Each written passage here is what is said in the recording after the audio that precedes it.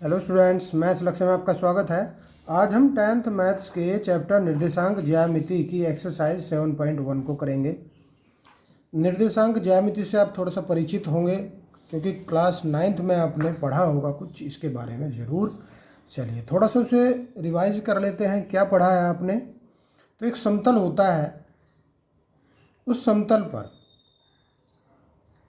दो रेखाएं इस प्रकार से एक दूसरे को प्रतिच्छेद करती हैं कि वे समकोणिक हों, यहाँ 90 डिग्री कोण बनाती हों। इस प्रकार से चार समकोण बनते हों और ये जो रेखाएं हैं उनके नाम है एक्स, इसे ओ मान सकते हैं, ये एक्स डैश, ये वाई, ये ओ, ये वाई डैश। तो देखो यहाँ से जो एक्स डैश ओ एक्स है उसको एक्स अक्ष कहते हैं और जो वाई ओ वाई डैश ये है वाई अक्ष। इसको भुज कहते हैं, भुज अक्ष, और इसको कोटि कहते हैं। ठीक है, ओके। और चार चतुर्भुज होते हैं। चतुर्थांश, चतुर्भुज नहीं चतुर्थांश। देखो चतुर्थ अंश कैसे क्यों कहेंगे, थोड़ा सा शब्द से परिचित हो जाते हैं। चतुर्थांश मतलब चतुर्थ अंश, चौथा हिस्सा। चौथा हिस्सा किसका? तो पूरे समतल का, जिसकी बात यहाँ पे हो रही है उसके चार हिस्से हो गए। और या ये कहो कि एक ये यहाँ जो संपूर्ण कोण था, संपूर्ण कोण 360 डिग्री, उसके चार हिस्से हो गए जो कि 90 डिग्री के चार हिस्से बन गए। तो यहाँ इसको भी इस प्रकार से समझ सकते हैं। चिन्ह की बात करें तो यहाँ जो x होता है वो प्लस होता है, जो x डैश होता है माइनस, जो y होता है वो प्लस और जो y डैश होता है वो माइनस होता है। नीचे की ओर आगे जाएंगे प्लस, ऊपर जाएंगे प्लस, लेकिन पीछे जाएंगे नीचे जाएंगे तो माइनस होता है। अब प्रथम चतुर्थांश में जो चिन्ह होते हैं वो प्लस प्लस होते हैं। क्यों होते हैं? कारण क्या है कि जब यहाँ से कहीं चलना शुरू करते हैं, कोई बिंदु नापते हैं, तब यहाँ से पहले x पर चलते हैं तो प्लस में चलेंगे, फिर y पर चलते हैं तो देखो प्लस में चलेंगे तो प्लस प्लस, फिर इधर देखा हमने पीछे गए तो माइनस, ऊपर गए तो प्लस, तो जब यहाँ जाएंगे तो माइनस प्लस। जब इस थर्ड में आते हैं तो देखो पहले हमें एक्स रोड पर चलना है, मीन्स एक्स अक्ष पर चलना है तो माइनस, और वाई पर नीचे चलेंगे तब भी माइनस। चौथे में आओ, देखो पहले एक्स पे चलेंगे तो प्लस चलेंगे, और जब वाई में चलेंगे तो माइनस में चलेंगे। तो ये भी हो गया। चारों चतुर्थांशों में किस किस चिन्ह का यूज होता है ये भी आप पढ़ चुके हैं, क्लियर हो ही गया होगा। देखो आज हम जो टॉपिक ले रहे हैं वो है दो बिंदुओं के बीच की दूरी। दो बिंदुओं के बीच की दूरी, कौन से बिंदुओं की बात हो रही है? तो दो बिंदु हम लेंगे कहीं भी, जैसे यहाँ पे हमने कोई बिंदु लिया x1 y1, फिर कहीं एक बिंदु ले लिया हमने x2 y2। इन दोनों बिंदुओं के बीच की दूरी अगर हम ज्ञात करना चाहते हैं तो क्या करें? देखिए दो बिंदु मान लीजिए, माना P माना हमने x1 y1 और Q मान लिया x2 y2। इनके बीच की दूरी ज्ञात करनी है तो इसके लिए क्या करते हैं कि वर्गमूल लगाते हैं और जो भुज है भुज के अंतर का वर्ग कर देते हैं और कोटि के अंतर का भी वर्ग कर देते हैं और उनको जोड़ देते हैं, वर्गमूल कर देते हैं, इतना काम। अथवा x2 में से x1 घटा दीजिए और y2 में से भी y1 को घटा दीजिए। चाहे तो हम इस क्रम से 1 से 2 की तरफ घटाते चले, 2 से 1 की, कोई फ़र्क नहीं पड़ता। कारण क्या है कि x1 माइनस x2 का वर्ग x2 माइनस x1 के वर्ग के बराबर होता है। ये थोड़ा रफली मैं बता रहा हूँ आपको, बस सूत्र तो यही है। एक काम और करना है कि जैसे x1 माइनस x2 कर दिया तो फिर यहाँ y2 माइनस y1 ना करें, y1 माइनस y2 ही करें, एक ही क्रम में रखें। यहाँ 2 माइनस 1 किया है तो यहाँ भी 2 माइनस 1 करें, बस इतना काम आप करेंगे। एक और चीज़ कि दूरी हमेशा क्या होती है? धनात्मक होती है। तो कहीं भी वर्गमूल जब करते हैं तो वैसे तो दो साइन आते हैं प्लस और माइनस, लेकिन हमेशा दूरी में धनात्मक आप यूज़ करेंगे, प्लस में यूज़ करेंगे, माइनस नहीं लाएंगे। ठीक है, चलिए शुरुआत कर लेते हैं। एक्सरसाइज 7.1 बिंदुओं के निम्नलिखित युग्मों के बीच की दूरियां ज्ञात कीजिए। 3 आपको खंड दिए हैं यहाँ, और जो पहला खंड है मैं उसको करवा रहा हूँ। 2 3 4 1। तो इसके एक तो ये काम कर लीजिए कि इनके ऊपर ज़रूर लिख दें x1 y1 x2 y2, और फिर x1 कितना, y1 कितना, x2 कितना और y2 कितना, इसको अलग से भी लिख दें। और के बीच की दूरी मीन्स इन दोनों बिंदुओं के बीच की दूरी। इसके बाद एक और काम करना कि सूत्र जरूर लिख देना। सूत्र लिखने से फ़ायदा ये होगा कि आप गलत करने की सारी संभावनाएं समाप्त कर देंगे, गलत नहीं होगा। सूत्र जरूर लिखें, आदत में शामिल कर लें। x1 2 है, x2 4 है, y1 3 है, y2 1 है। ओके, फिर देखो 2 में से 4 गए, -2 बचा, 3 में से 1 गया, 2 बचा, बराबर में -2 का वर्ग भी 4 और 2 का वर्ग भी 4, बराबर 4 4 8, और 8 को 4 दूनी 8 लिख सकते हैं। 4 बाहर निकल जाएगा तो क्या बनेगा, देखो 2, क्योंकि 4 का वर्गमूल 2 होता है, 2 अंदर रह जाएगा। इतने मात्रक लिख के आप इसको छोड़ सकते हैं। अब क्या है, अब फिर एक सेकंड भी दिया है, इसे भी समझें। -5 7, -1 3। तो मैंने क्या बताया कि इसके ऊपर इसको ज़रूर लिख दें, क्योंकि इसको लिखने से वैसे तो खैर अलग अलग भी लिखना पड़ेगा कि x1 बराबर -5, y1 बराबर 7, x2 -1 और y2 3, लेकिन संभावनाएं सारी समाप्त हो जाती हैं गलती करने की। दूरी एक बार सूत्र जरूर लिखें। -5 मैं नहीं लिख रहा हूँ, आप लिखेंगे। -5 में से क्या करना है, -1 करना है। फिर 7 में से 3 बराबर क्या आया, देखो -5 + 1 तो हो जाएगा -4, 7 में से 3 गया +4, -4 का वर्ग 16 और 4 का वर्ग भी 16। देखो 16 16 32, और 32 के जब टुकड़े करेंगे 16 दूनी 32, 16 बाहर निकल जाएगा, 4 बनेगा। इतने मात्रक दूरी की बात हो रही है तो या तो इकाई लिखें या मात्रक लिखें, जरूर लिखना चाहिए।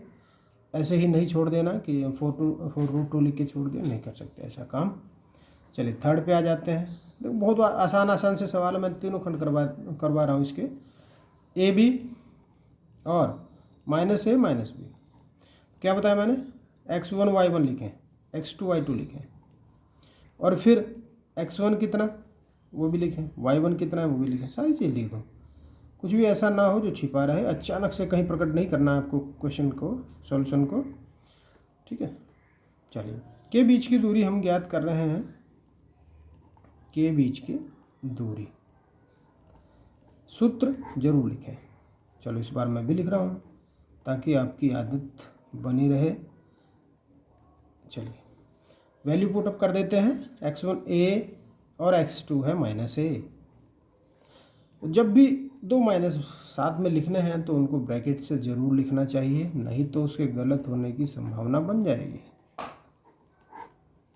a -a तो +a बन गया, और +a बन जाएगा तो a और a तो 2a जुड़ के हो गया। फिर यहाँ भी देखो b और b तो 2b, स्क्वायर कर दीजिए। 2 का स्क्वायर 4, a का a स्क्वायर, 2 का 4 और b का b स्क्वायर। अब क्या कर सकते हैं, अब 4 हम कॉमन ले सकते हैं अंदर, किसके, रूट के अंदर, स्क्वायर रूट के अंदर। लेकिन जब स्क्वायर रूट से बाहर ये आएगा, ये कहो कि 4 का वर्गमूल होगा तो 2 हो जाएगा, और जो a स्क्वायर + b स्क्वायर बचा वो रूट में ही रहेगा। ये इसका आंसर आ जाएगा। ऐसा मत कर देना कि a स्क्वायर भी देखा तो a हो जाएगा, b स्क्वायर देखा b हो जाएगा। नहीं, ऐसा नहीं कर सकते, क्योंकि बीच में प्लस है। गुणा होता तो आ जाते, a अलग b अलग। यही छोड़ दो इसको, नेक्स्ट पे आ जाओ। क्वेश्चन नंबर 2 में देखिए, बिंदुओं 0 0 और 36 15 के बीच की दूरी ज्ञात कीजिए। पहली बात जो कही है उसने, उसी को आप देख लीजिए, 0 0 और 36 15। यहाँ पे x1 y1, x2 y2, फिर इसको भी लिख दीजिए x1 0, y1 भी 0, x2 36 और y2 15 के बीच की दूरी। हमें इसके बीच की दूरी ज्ञात करनी है, कर लीजिए। बराबर रूट, सूत्र लिखिए, x2 minus x1, y2 minus y1। अभी सोच रहे होंगे आप कि अभी तो x1 माइनस x2 लिख रहे थे पिछले सवाल में, इसमें x2 माइनस x1 लिख दिया। तो वो इसलिए कि चाहे तो x1 माइनस x2 कर लें, x2 माइनस x1 कर लें, कोई फ़र्क नहीं पड़ेगा, बस आपकी कैलकुलेशन सही हो जानी चाहिए। तो देखो 36 में से 0 घटाइए और यहाँ 15 में से 0 घटाइए।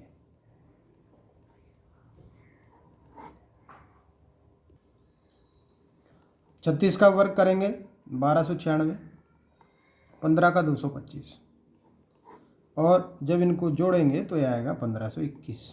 जोड़कर आप देख सकते हैं, और बराबर में आ जाएगा 39। देखो जब हम स्क्वायर कर रहे थे तो डायरेक्टली नहीं किया होगा, आपने इसको ऐसे गुणा किया होगा, है ना। बिल्कुल करेंगे, सभी ऐसे ही करेंगे। लेकिन अगर आपको ट्रिक लगानी है तो मैंने ट्रिक की वीडियो भी डाल रखी है, स्क्वायर करने की और स्क्वायर रूट करने की भी डाल रखी है। यदि आपको अच्छे से इसको स्ट्रॉन्ग करना है तो आप उन वीडियोज़ को ज़रूर देखें। के बीच की दूरी हो गई 39 मात्रक। अब इसके बाद बोल रहा है कि क्या, अब आप अनुच्छेद 7.2 में दिए दोनों शहरों ए व बी के बीच की दूरी ज्ञात कर सकते हैं। तो जब हम अनुच्छेद 7.2 को देखेंगे पीछे अपनी बुक में खोलकर, तो वहाँ भी हमें ये मिलेगा कि वहाँ भी दो ए 0 0 और बी 36 15, दो बिंदु ही नज़र आ रहे हैं वहाँ भी। तो वहाँ भी दो शहरों के बीच की वो दूरी है, दो शहरों के बीच की दूरी भी यही आएगी। ठीक है, तो आप इस प्रकार से चाहे तो इसे दोबारा करके लिख दें या एज इट इज छोड़ सकते हैं। चलिए नेक्स्ट पे चलते हैं। क्वेश्चन नंबर 3 में आप देखिए, निर्धारित कीजिए कि क्या बिंदु 1 5 2 3 और -2 -11 सरेखीय हैं। सरेखीय होने की देखो कंडीशन समझिए। मान लीजिए 3 बिंदु इन्होंने दिए हैं, 3 बिंदु हैं, हम उनके नामकरण कर देते हैं, पी क्यू आर इनको ले लेते हैं, है ना, ऐसे करके ये ले लिया हमने, ये हुआ। ये देखो P, ये Q और ये R, P Q R। थोड़ा रफली सोच लिया हमने कि इसी प्रकार है। वैसे तो हो सकता है कि R यहाँ हो, मीन्स यहाँ हो, Q यहाँ हो, ऐसा मे भी पॉसिबल, बट ऐसा सोच सकते हैं कि 1% अभी। तो अगर ये सरेखीय है, तीनों एक ही इसमें हैं, तो पी क्यू और क्यू आर का योग पी आर के बराबर होना चाहिए। चलिए इसी को अप्लाई करेंगे फिर।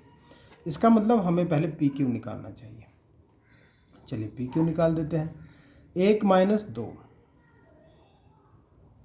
और 5 - 3, सीधे सीधे लिख लो इसको, बराबर 1 में से 2 गए -1, 5 में से 3 गए 2, 1 का वर्ग 1, 2 का 4, जोड़कर देखा तो √5 आ गया। और √5 की वैल्यू कितनी आई, तो पॉइंट में इसको लिख सकते हैं, यह आ जाएगी 2.23, लगभग में आएगी, आगे तक लगभग का निशान आप लगा सकते हैं। अब इसके बाद आप क्यू आर कर लीजिए। क्यू आर देखिए, √2 -2, 2 बार माइनस है तो ब्रैकेट लगाएंगे, और 3 -11 का वर्ग, 2 और 2 4 हो जाएगा, 11 और 3 14 हो जाएगा, 4 का वर्ग 16, 14 का 196, यह आएगा 212। 212 का वर्गमूल करके देखेंगे तो 14.56 लगभग में आएगा, इतने मात्रक। फिर हमें क्या करना है, आर पी निकालना है ना। यही तो बोला था मैंने कि पी क्यू क्यू आर दोनों जो निकाल कर देखिए, और फिर पी आर भी देख लीजिए। तो क्यों निकाल रहे हैं, अभी क्लियर हो जाएगा। पी आर, चलो इसको निकाल लेते हैं, पी और आर। 1 -2, या -2 -1 भी कर सकते हैं, -11 -5 भी कर सकते हैं, बराबर ये हो गया -3, और ये हो गया -16। -3 का वर्ग किया तो 9 आ गया, 16 का वर्ग किया तो आया 256। 256 और 9 तो कितने होते हैं, 265 होते हैं। और 265 का वर्गमूल यदि करना चाहें तो कितना होता है, इसको भी आप करके देख सकते हैं। तो ये आएगा 16.27। लगभग में आप इसको कर सकते हैं। देखिए यहाँ पर हम पी क्यू और क्यू आर को जोड़ देते हैं। पी क्यू है 2.23, क्यू आर है 14.56। जोड़कर देखा तो 6 3 9, 5 2 7, 14 2 16, इतने मात्रक। और जो पी आर था वो तो आया है हमारा 16.27 मात्रक। क्या ये दोनों इक्वल है? लग रहा है आपको कि ये इक्वल है? ये अलग है, ये अलग है, तो लिखो चूंकि। अब हमारी बात क्लियर हो जाएगी। चूंकि पी क्यू और क्यू आर का योग बराबर नहीं है पी आर के, तो पी क्यू आर सरेखी नहीं है। सरेखी मतलब एक ही रेखा पर स्थित नहीं है, एक लाइन में है ही नहीं है। ठीक है, चलिए नेक्स्ट पर आते हैं। क्वेश्चन नंबर 4 में पूछ रहा है, जांच कीजिए कि क्या बिंदु, 3 बिंदु दे रखे हैं एक समद्विबाहु त्रिभुज के शीर्ष हैं। देखो इस प्रकार से मान लीजिए ये त्रिभुज है, ड्रॉ कर सकते हैं, कोई दिक्कत नहीं है। ABC आप इसको लिख सकते हैं, A5 - 2, B6 4 और C है 7 - 2। समद्विबाहु त्रिभुज किसे कहते हैं? तो देखो समद्विबाहु मतलब समान है दो भुजाएं जिसकी, वो त्रिभुज समद्विबाहु कहलाता है। इनमें से कोई भी दो भुजा समान यदि आ गई तो समद्विबाहु, यदि तीनों समान आ गई तो समबाहु, और कोई भी समान ना आई तो फिर तो सिंपली त्रिभुज। ठीक है, चलिए चेक कर लेते हैं। तो देखिए A5 - 2 लिखा मैंने, B6 4 को लिख दिया, C7 - 2 को लिख दिया।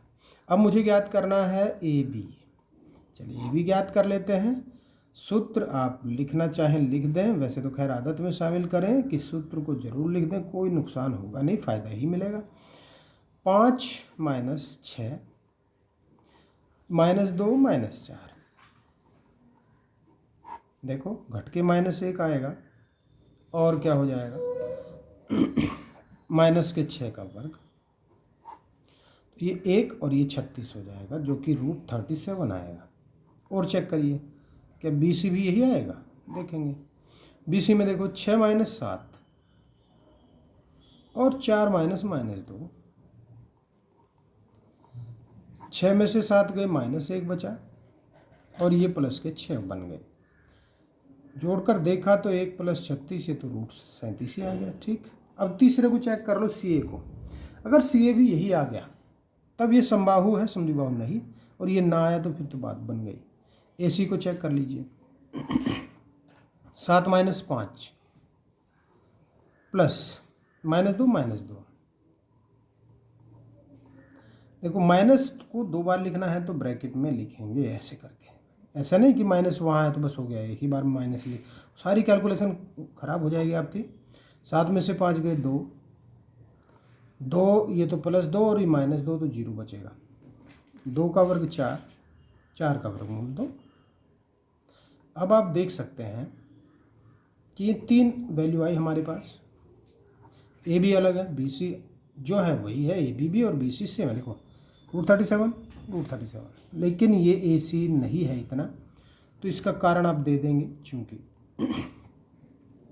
भुजा AB बराबर है BC के लेकिन बराबर नहीं है CA के, तो त्रिभुज ABC एक कैसा त्रिभुज है, आप इसको लिखेंगे कि ये एक समद्विबाहु त्रिभुज है। क्लियर होगी बात? बहुत आसान सी चीज़ है, इस बात को आप समझिए। चलिए नेक्स्ट पे चलते हैं। क्वेश्चन नंबर 5, किसी कक्षा में 4 मित्र बिंदुओं ABCD पर बैठे हैं। देखो A यहाँ, B यहाँ, C यहाँ, D यहाँ, इस प्रकार से बैठे हैं। तो ये क्लास की स्थिति है, आप अपनी नोटबुक उसमें टेक्स्ट बुक में देखेंगे तो आपको पता लग जाएगा कि किस प्रकार से है। अपनी बुक आप अपने सामने लिखें, वैसे तो क्वेश्चन लिखा है मैंने, फिर भी समझ में आ जाएगी बात। चलिए देखते हैं। ऐसे बैठे हुए हैं, चंपा और चमेली कक्षा के अंदर आती हैं और कुछ मिनट तक देखने के बाद चंपा चमेली से पूछती है, क्या तुम नहीं सोचती हो कि ABCD एक वर्ग है? तो चंपा चमेली से ये कह रही है कि जो ABCD एक जो चतुर्भुज यहाँ बन रहा है वो वर्ग जैसा लग रहा है, लेकिन चमेली इससे सहमत नहीं है। वो कह रही है कि नहीं, दूरी सूत्र का प्रयोग करके बताना है कि इनमें कौन सही है। चंपा सही कह रही है, चंपा कह रही है वर्ग है, चमेली कह रही है नहीं है। तो ठीक है, चंपा और चमेली की जो बात है हम अभी क्लियर किए देते हैं, क्योंकि AB ज्ञात करना है हमें। यहाँ से देखो AB BC CD DA AC और BD विकर्ण भी ज्ञात करने हैं। ध्यान दीजिए सारी चीज़ें। AB ज्ञात करेंगे 3 - 6 प्लस 4 - 7, 3 में से 6 गए -3, 4 में 7 गए -3, ये आया 9, ये भी 9 बराबर √18। आप इसको यहीं छोड़ सकते हैं। ओके, अब फिर BC, चलिए BC में लगाते हैं। 6 - 9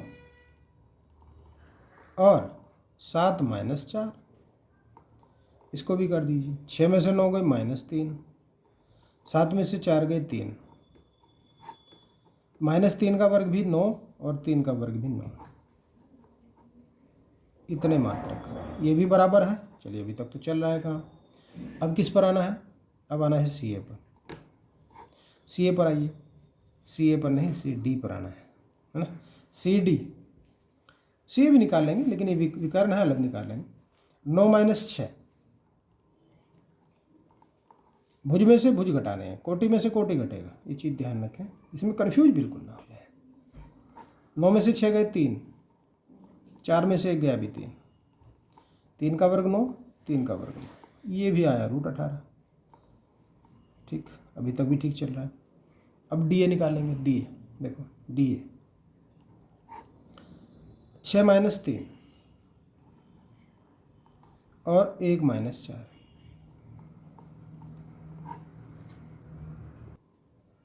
6 में से 3 गए 3, 1 में से 4 गए -3, 9 + 9, ये भी आएगा √18 मात्रक।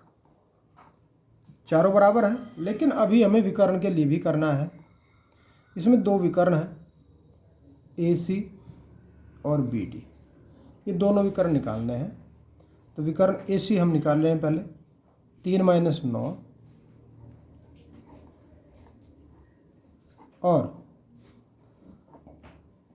4 - 4, 3 में से 9 गए -6 बचेंगे, 4 में से 4 गए 0 बचेंगे। 6 का वर्ग 36 और इसका वर्गमूल 6। अब विकर्ण बचा BD। BD का भी यही काम करेंगे। देखिए BD में है 6 7 और 6 1 है, तो 6 - 6 और 7 - 1, 6 में से 6 गए 0, 7 में से 1 गए 6, तो ये भी बिल्कुल सेम इसी प्रकार से 6 आ जाएगा। अब एक कारण हम लिखेंगे, चूंकि भुजा AB BC CD और DA चारों बराबर हैं और जो विकर्ण है AC वो BD के बराबर है। अतः चतुर्भुज ABCD क्या है? एक वर्ग है। क्लियर हो गई बात? ये एक वर्ग है। अतः कौन सही है? चंपा सही है। सही कह रही है चंपा कि एक वर्ग है। क्लियर हो गई बात? नेक्स्ट पे जाओ। क्वेश्चन नंबर 6 में निम्नलिखित बिंदुओं द्वारा बनने वाले चतुर्भुज का प्रकार यदि कोई है तो बताइए और अपने उत्तर के लिए कारण भी दीजिए। 3 खंड यहाँ दिए हैं। इन 3 खंडों में क्या काम करना है कि ABCD को मान लेना है। क्या निकालेंगे? AB निकालना है, BC निकालना है, CD निकालना है, DA निकालना है, विकर्ण भी निकालने हैं, AC और BD भी निकालने हैं। जैसा अभी हमने क्वेश्चन नंबर 5 में किया वो सारे काम इस सवाल में आपको करने हैं और फाइनली आप डिसीजन पे ज़रूर पहुंच जाएंगे कि वो वर्ग है, आयत है, कुछ और है, क्या है। ठीक है, तो ये तीनों खंड मैं आपके लिए छोड़ देता हूं फॉर प्रैक्टिस। चलिए नेक्स्ट क्वेश्चन पे चलते हैं। क्वेश्चन नंबर 7 में दिया है कि एक्स अक्ष पर वह बिंदु ज्ञात कीजिए जो एक बिंदु दिया है यहाँ और इस बिंदु से समदूरस्थ है। देखो इस प्रकार मान के चल देंगे कि एक्स अक्ष पर माना एक्स अक्ष पर बिंदु हमेशा ही x0 होता है। एक्स अक्ष पर x होता है, x की कोई भी वैल्यू होती है बट y की कोई वैल्यू नहीं होती, ठीक है। और y अक्ष पर 0y लिखते हैं अगर कोई बिंदु लेना है तो, क्योंकि वहाँ पर x नहीं होता, वहाँ y होता है। चलिए मैं दोबारा फिर इस बिंदु को लिख देता हूँ। यह बिंदु मान लीजिए ये x0 हमने जो माना ये समदूरस्थ है किससे, 2 - 5 से और -2 9 से। यहाँ कोई बिंदु है -2 और 9, वैसे ड्रॉ कर लिया मैंने। तो इसमें मान लीजिए ये है, ये B है और ये C है। ये है समदूरस्थ, मीन्स ये दूरी इस दूरी के बराबर है।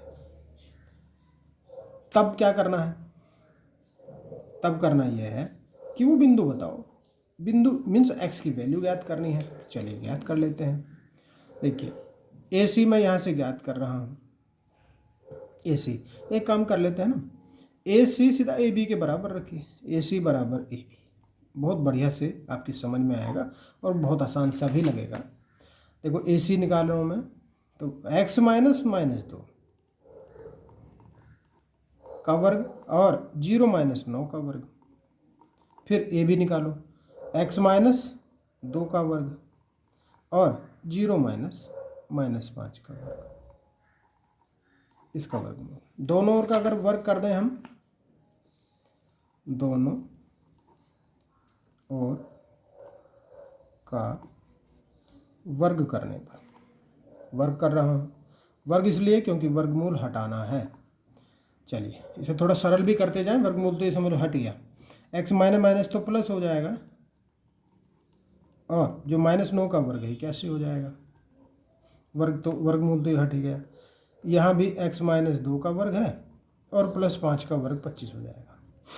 चलिए वर्ग खोल दीजिए, ये हो जाएगा x² + 4x + 4 + 81 बराबर x² - 4x + 4 + 25। ओके, अब क्या करेंगे, इसको ये जो वैल्यू है 4 है, जैसे 4 और 81 को उधर ले जाओ तो ये हो गए माइनस के, और किसके पास आए हैं, 4 और 25 के पास आए। इन दोनों को उठाओ, इधर ले जाओ, x² + 4x, इसको भी लाएंगे -x² + 4x। कुछ कटने वाले हैं तो काटो, बिल्कुल हमें लग गया कि कटेगा तो जरूर। 4x कितने हो गए, 8x, 4 से गया 4 और यहाँ बचे माइनस के कितने 11 में से 5 गए 6, 5 56, x बराबर 8 × 56, लेकिन कैसा, माइनस का। तो अब हमें बिंदु पता लग गया, बिंदु x अक्ष का वो बिंदु जहाँ से वो दूरी बराबर, दोनों दूरियां बराबर हैं, तो वो है -7 और 0, क्योंकि 0 को निकालने की तो आवश्यकता ही नहीं है ना। बिंदु हमने x0 जब माना है तो सीधा x की वैल्यू रखी, उत्तर आ गया, हमारा काम हो गया। नेक्स्ट पे आ जाओ, क्वेश्चन नंबर 8 पर आते हैं। बहुत इंपॉर्टेंट सवाल हैं ये, इनको जरा ध्यान से आप समझते जाइएगा। y का वह मान ज्ञात कीजिए जिसके लिए बिंदु P और Q के बीच की दूरी इतनी है। देखो बिंदु P यहाँ है, बिंदु Q यहाँ है, इनके बीच की दूरी जो है वो 10 है। P है 2 - 3 और Q है 10 और y। तो यहाँ y की वैल्यू ज्ञात करनी है, बहुत आसान सा सवाल है। देखो PQ हम ज्ञात कर देते हैं। PQ कितना है, बस पहले एक बार PQ बराबर 10 मैं लिख रहा हूँ और PQ में फिर मैं सूत्र के हिसाब से इसको करूँगा। सूत्र का हिसाब क्या, दो बिंदु जब दिए रहते हैं तो देखो 10 में से 2 घटाइए, वर्क कर दीजिए, y में से -3 घटाइए, बराबर में है 10। इस वर्गमूल को जब 10 के पास ले जाएंगे तो वर्ग हो जाएगा, 10 में से 2 गए 8 का वर्ग 64 और ये y + 3 का स्क्वायर इसका हो जाएगा। स्क्वायर खोल देंगे अगली लाइन में, 64 + y² + 6y + 9 बराबर 100। वर्ग खोलना जानते हैं, चलिए मैं अलग से बता देता हूँ अगर किसी को कोई कन्फ्यूजन है। देखो ये मैं रफ कार्य कर रहा हूँ, वाई का स्क्वायर कर दीजिए, फिर 2 गुणा किसका, वाई का, और 3 की गुणा का, प्लस 3 का स्क्वायर, तो ये वाई स्क्वायर प्लस 3 दूनी 6y प्लस 3 का वर्ग 9। ठीक है, वैसे तो खैर 9th में आप इन चीज़ों को समझ चुके हैं, लेकिन फिर भी थोड़ा मैंने बता दिया। देखिए Y square plus 6y, 9 4 13 means 73 हो जाएगा, बराबर में 100। एक बार फिर 100 को इधर उठा के लाएंगे, -100 हो जाएगा, और फिर इसको कैलकुलेशन करेंगे तो Y square plus 6y minus के 27 बचेगा, बराबर 0। अब इसको हम यहाँ इस द्विघात समीकरण को हल कर लेते हैं गुणनखंड विधि से। तो वाई स्क्वायर प्लस कितने में से क्या घटाएं कि 6 आ जाए और गुणा उनकी 27 हो जाए। तो देखो 9 में से 3 गया 6, ये हो जाएगा Y square plus 9y minus 3y minus 27। यहाँ 2 खंड बना लो, एक ये है और एक ये है। इन दोनों में से y बाहर लिया, बचा y प्लस 9। इन दोनों में से 3 बाहर लिया, बचा y प्लस 9। ठीक है, 2 चरों वाले में द्विघात समीकरण में इन चीज़ों को खूब आप पढ़ चुके हैं। ये चैप्टर अभी तक आपने नहीं पढ़े हैं तो मैंने सब वीडियो डाल रखी हैं, सब उनको पढ़ सकते हैं। देखो y प्लस 9 दोनों में है कॉमन, यहाँ भी है यहाँ भी है, तो बाहर ले लीजिए, बचा क्या y माइनस 3। और अब ये दोनों ही 0 के बराबर रखे जाएंगे, तो यहाँ से y बराबर -9 और यहाँ से y बराबर 3। तो जो y की वैल्यू आई वो 2 आएंगी, -9 और 3। एक आंसर नहीं बल्कि इसके 2 आंसर आएंगे, -9 और 3। क्वेश्चन नंबर 9 पे आप आइए। यदि Q बिंदुओं P और R से समदूरस्थ है, देखो ये Q बिंदु यहाँ पे इन्होंने लिया 0 1, समझिए यहाँ कोई बिंदु P है 5 -3, और यहाँ कोई बिंदु है R x 6। ठीक है, तो इनको ये समदूरस्थ है। कहाँ से, देखो इस Q से ये दूरी और ये दूरी आपस में बराबर है, ये बोल रहा है। x का मान यहाँ से ज्ञात करना है, ठीक है कर देंगे। फिर QR और PR भी ज्ञात करना है। तो देखो ये PR भी एक ही लाइन में है, ये मैंने थोड़ा तिरछा कर दिया, कोई बात नहीं समझ जाएंगे आप। QR PR दोनों चाहिए, चलो जब x ज्ञात हो जाएगा तो सब ज्ञात हो जाएगा। यहाँ से PQ बराबर है QR के, ये इसने दिया है, तो जो दिया है उसी हिसाब से हम चलेंगे। PQ देखो 5 - 0 का वर्ग और -3 -1 का वर्ग, और x - 0 का वर्ग 6 - 1 का वर्ग, 5 का वर्ग तो 25, और यहाँ -4 जब हो जाएगा तो 16। रूट भी हट जाएंगे दोनों ओर के, या एक चीज़ लिख दो कि दोनों ओर का वर्ग करने पर और अच्छा लगेगा सवाल को भी और आपको भी। चलिए हटा देंगे, एक्स स्क्वायर प्लस यहाँ कितने हुए 25, तो भाई 25 से 25 ये भी कट गया, तो इसका मतलब एक्स स्क्वायर बराबर आया 16 और एक्स बराबर आएगा 16 का वर्गमूल, जो कि हो जाएगा +-4। देखो एक्स के 2 मान आए हैं, इसलिए इन दोनों मानों को नेगलेक्ट नहीं कर सकते। ऐसा नहीं कि माइनस हटा देंगे, दोनों वैल्यू रखेंगे कि जब एक्स के मान तो आ ही गए तो हो गया काम। अब कह रहा है दूरियां निकालनी है QR और PR। तो देखो जब x बराबर +4, तो अब QR निकालिए। चलिए QR निकाल देते हैं। QR कितना हो, तो ये बनेगा x की जगह कितना रखा हमने +4, तो 4 - 0 प्लस 6 - 1, 4 में से 0 गए तो 4 स्क्वायर प्लस 5 स्क्वायर, ये हो जाएगा 16 + 25 41, √41, इतने मात्रक QR की वैल्यू। फिर जब x बराबर +4, तो PR कितना, एक बार इसको भी लिख लेंगे।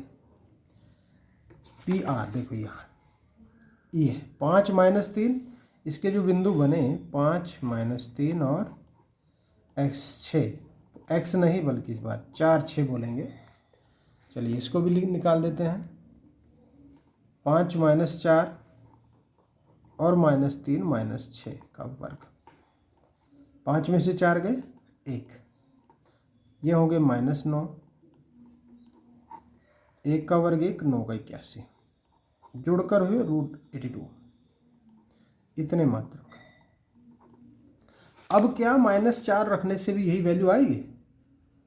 चलिए चेक कर लेते हैं। जब x बराबर -4 तो QR बराबर कितना? देखो -4 -0 हो जाएगा और 6 -1 तो रहेगा ही रहेगा, तो ये भी 16 और 25 बिल्कुल सेम आएगा, कोई फ़र्क नहीं पड़ा।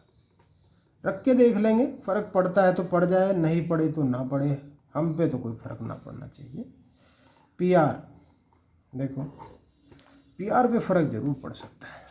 देखिए यह है -4 -5, तो इस बार जो होगा -4 -5 और 6 -3, 6 -3 माइनस के 9 और प्लस के 9, 9 81, ये भी 81, जोड़कर हो जाएंगे 162, इतने मात्रक। इसको थोड़ा और सरल कर सकते हैं। देखो 81 गुणा 2 इसको लिख दीजिए, 81 को बाहर 9 निकाल दीजिए और 2, इतने मात्रक। देखो जब हम x प्लस का 4 रख रहे थे तो QR पर तो कोई फ़र्क नहीं पड़ा, QR तो सेम रहेगा। लेकिन हाँ, जब +4 हमने रखा तो PR इतना आया, लेकिन -4 जब रखा तो इतना आया। तो इस चीज़ को नेगलेक्ट नहीं करना। देखो एक सवाल आप छोड़ देते, ये कहो कि इसे आप अधूरा छोड़ सकते थे, इसलिए पूरा सवाल करें। चलिए नेक्स्ट पे आते हैं। क्वेश्चन नंबर 10 बहुत इंपॉर्टेंट सवाल है, इसको ध्यान से समझिए। x और y में एक ऐसा संबंध ज्ञात कीजिए कि बिंदु x y इन दोनों बिंदुओं से, देखो कौन से बिंदुओं से, x y है यहाँ, कहीं 3 6 है और कहीं है बिंदु -3 4, तो ये इससे समदूरस्थ है। मीन्स ये दूरी इस दूरी के बराबर है। समदूरस्थ का मतलब होता है समान दूरी पर स्थित, इसका ये शाब्दिक अर्थ होता है। समान दूरी पर स्थित मतलब दोनों आपस में दूरियां बराबर हैं। तो इसको आप A मान लो, इसको B मान लो, इसको C मान लीजिए। इसका मतलब ये है कहने का कि AB BC के बराबर है। चलिए निकाल देते हैं, AB BC के बराबर है। AB निकालेंगे तो देखो x - -3 का वर्ग, दूरी का सूत्र लगा दीजिए, प्लस y -4 का वर्ग, लग गई दूरी का सूत्र, लग गया। अब BC भी निकालिए, x -3 का वर्ग और y -6 का वर्ग। क्या करेंगे फिर? दोनों ओर का वर्ग करेंगे। लाभ क्या हुआ कि वर्गमूल हट जाएंगे, वर्ग करने से वर्गमूल हट जाते हैं। चलो वर्गमूल तो हट गए, समझ लो। इसको भी कैलकुलेशन करना शुरू कर दीजिए, तो x + 3 का वर्ग हो जाएगा और ये y -4 का वर्ग।